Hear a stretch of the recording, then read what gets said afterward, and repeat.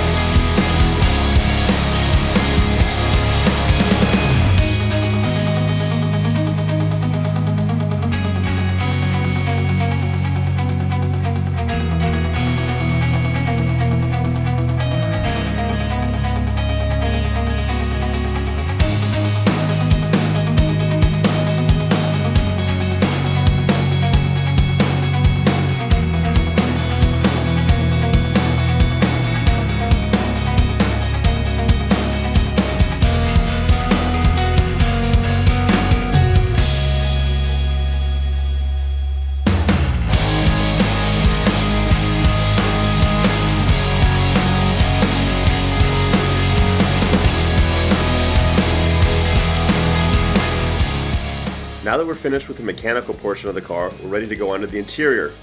We're going to do custom Relicate leather and Alcantara throughout, custom dash, we have new seats we're going to wrap in leather, custom center console, custom door panels, rear seat, package tray, and a trunk. And after we're finished with the interior, it's ready for customer delivery.